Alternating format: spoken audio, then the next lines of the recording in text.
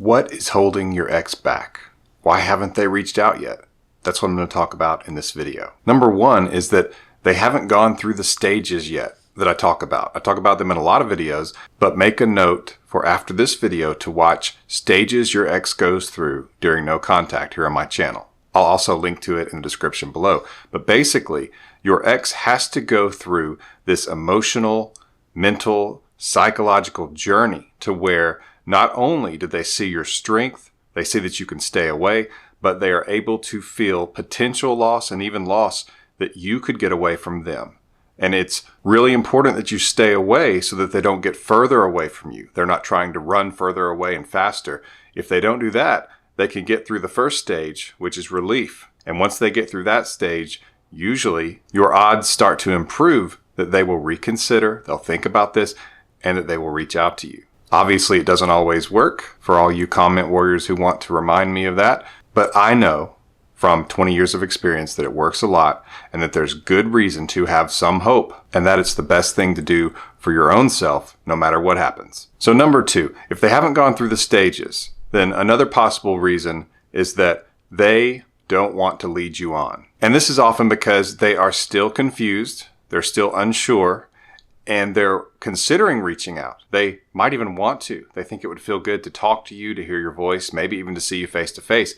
But especially if you did the wrong things early on, you reached out a lot, you begged, you pleaded, those kinds of things, then they can be basically cautionary in all of this because they don't want you to get too excited. They don't want to reach out and then all of a sudden you think the two of you are going to get back together and you start blowing up their phone and you start doing all of those things again, the begging, the pleading, and then they feel like they have to deal with all that drama, that anxiety, that awkwardness again.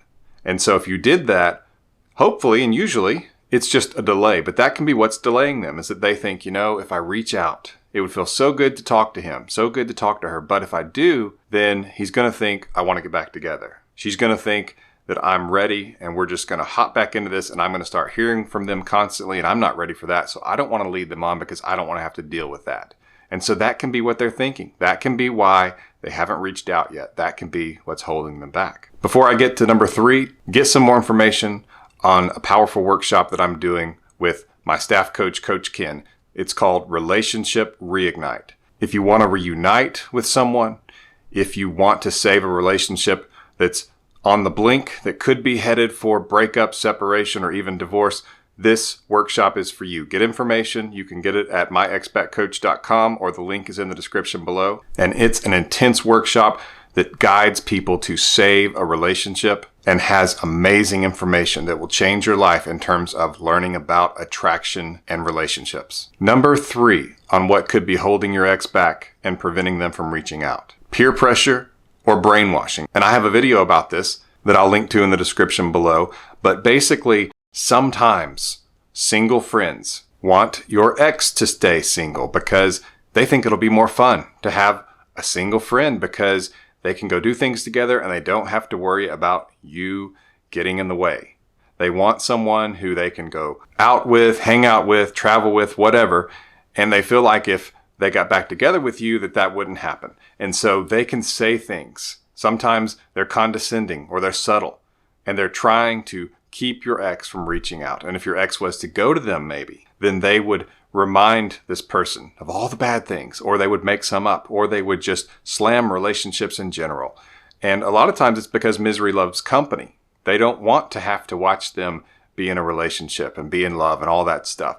And so that's a real possibility. And this can be friends, this can be parents, brothers, sisters, anyone in their life is a possibility on this peer pressure. And remember, this is another reason I say in a lot of videos, do not talk to their friends. And you may think, well, they're my friend too. But even if they think they can help you, first of all, they'll probably just mess everything up. They probably will mess everything up. Keep that in mind. But if they like you kind of, just think you're okay, but they want their friend to stay single and they know you want them back, they might really twist the screws. They might up their efforts to keep your ex away from you. Because they think, oh, you want it back, and so you might be trying things. So you don't want them to actually try harder to keep your ex away from you. So if you think that's a possibility, definitely stay away from their friends, even their family, even if you're close to their family, you just don't ever know what they might say to them, because they could like you, but not like you together with their friend or son or daughter or whatever. So keep quiet. Stay away from those people. They can't really help much anyway. Number 4 is unresolved anger. And this is where something really bad happened in the relationship. Maybe you cheated, maybe you were very insulting, or you just did something awful to them and you haven't asked them to forgive you. You haven't apologized and said you are sorry, it'll never happen again. And if you haven't, then you need to. And unfortunately, you may actually have to reach out and break no contact to do that.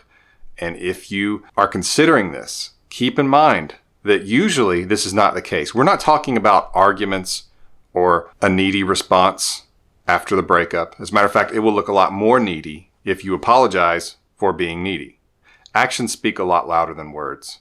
And so no contact is what's going to show them that you can stop being needy and that you're stronger than what they thought based on how you reacted. So you don't need to write an apology letter for that. This is where it's clear.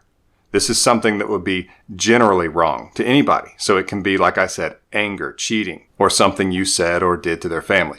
So if it's something like that, then it's possible that that could be holding things up and you may have to reach out and apologize. And then you basically have to start the process over. I'm sorry to say that, but that's better than simply having your odds be 0 because they are too angry to talk to you and they think that you should say you're sorry at the very least before they can even start to consider getting back together with you. And so be careful. Don't look for an excuse to reach out to them. Don't think, well, I need to apologize because I accidentally scratched his car. Or I need to apologize because I didn't get a better birthday present for them. No, those are not the things that you apologize for. So don't try to rationalize and justify reaching out to them because you have something small to apologize for. That's not at all what I'm talking about. This would be major and would require an apology. Number 5 is if there's someone else. Maybe they're in a rebound relationship. And I have a video that can help you if that's the case. I'm going to link to that here in the end screen.